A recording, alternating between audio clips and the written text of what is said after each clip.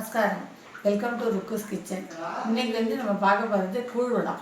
இது என்ன, இப்போ வெயில் ஆரம்பித்தாச்சு. ஒவ்வொருத்தராலையும் ஒவ்வொரு விதமாக வத்தல் போடுவாள். எங்காத்துலாம் அரிசி வத்தல், ஜவ்வரிசி வத்தல் இந்த மாதிரிலாம் போடுவாள். இன்றைக்கி வெறும் கூழ் வத்தல் நான் இருக்கேன். ஏன்னா இப்போ உள்ள காலத்தில் போய் கடையில் ஒரு இந்த ஷாப்பில் போயிட்டு போய் பலசர கடையில் போயோ இல்லை பெரிய பெரிய சூப்பர் மார்க்கெட்டில் எல்லாம் போய் வத்தல் வாங்கிட்டு வந்து ஆற்று வச்சு பொரிக்கிறான். அதை விட நம்ம அதில் கொஞ்சமாக பண்ணுங்க, ரொம்ப பண்ண வேண்டாம், கொஞ்சமாக பண்ணுங்க. கொஞ்சமாக பண்ணி அதை வெயிலில் காய வச்சு உங்களுக்கு எப்போ டைம் கிடைக்குதோ, சண்டேஸ்லையோ ஏதோ வேலைக்கு பரவாயில்லன்னா சண்டேஸில் உட்காந்து இதை பண்ணுறதுக்கு ஈஸியான மெத்தடில் நாங்கள் சொல்லித்தரோம். அந்த வடை போட்டு நீங்கள் சாப்பிட்டு பாருங்க. Really it will be very good for you.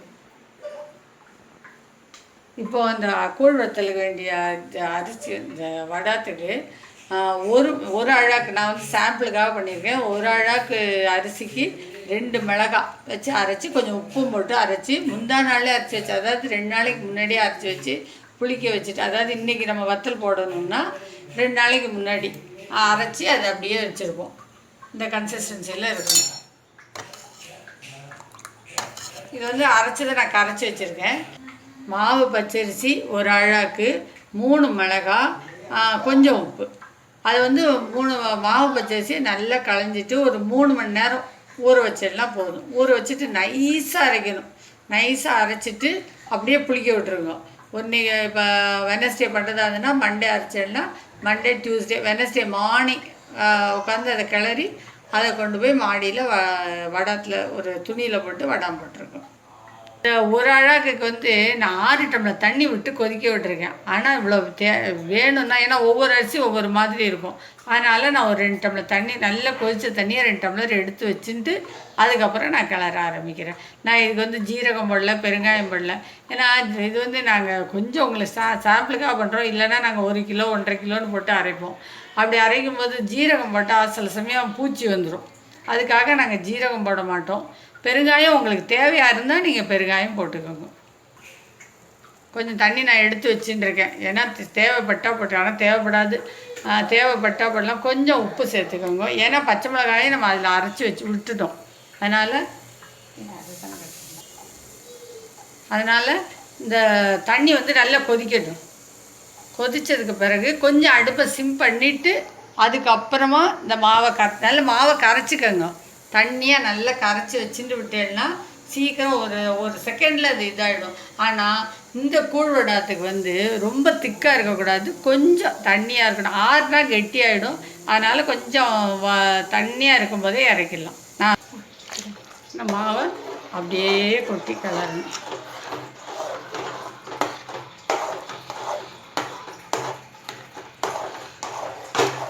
அப்புறம் ஜலம் பத்தலை, இந்த ஜலத்தை விட்டுக்கிறேன்.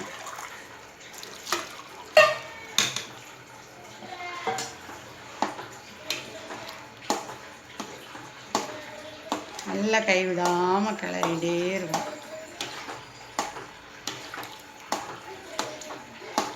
ரொம்ப ஈஸி, பண்ணுறதும் ஈஸி. கிளறி கொடுத்துட்டே இருந்தோம்னா, ஏன்னா சிம்மில் வச்சு தானே கிளறோம், அதனால் உங்களுக்கு பயம் இல்லாமல் கிளறலாம்.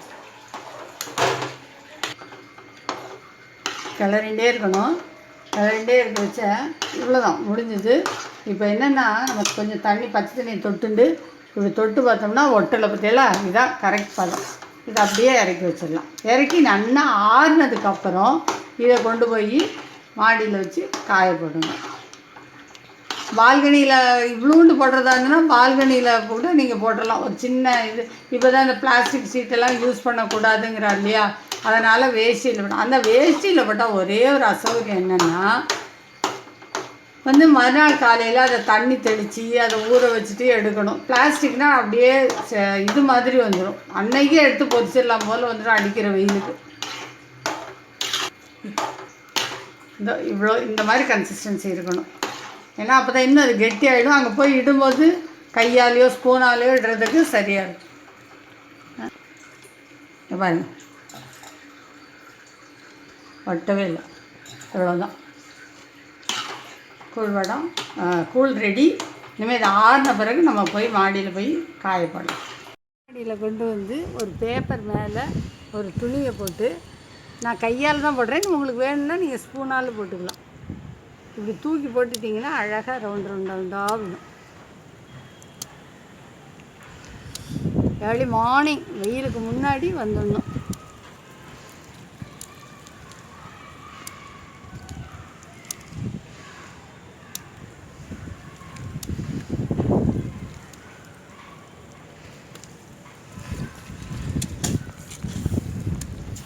கொட்டெல்லாம் பறக்குதா?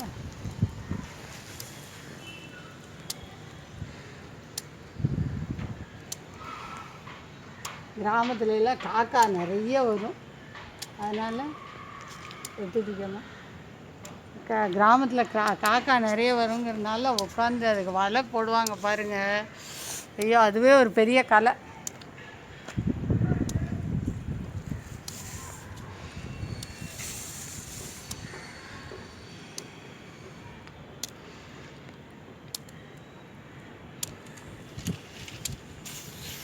மாவு நல்லா ஆறி இருக்கிறதுனால, கூழ் நல்லா ஆறி இருக்கிறதுனால என்னால் ஈஸியாக போட முடியுது.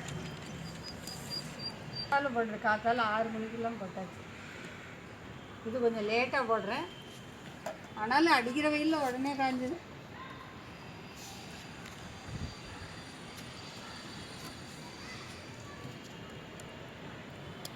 நேற்று வத்தல் போட்டதை இன்னைக்கு காலையில் எடுத்து அதை நல்லா கொஞ்சம் தண்ணியை தெளித்து ஒரு 1/2 hour ஊற விட்டுட்டு அதுக்கப்புறம் எடுத்தால் அந்த வத்தல் ஃபுல்லாக வந்துடும். அதை திரும்ப காய போட்டு எடுத்து வைக்கணும்.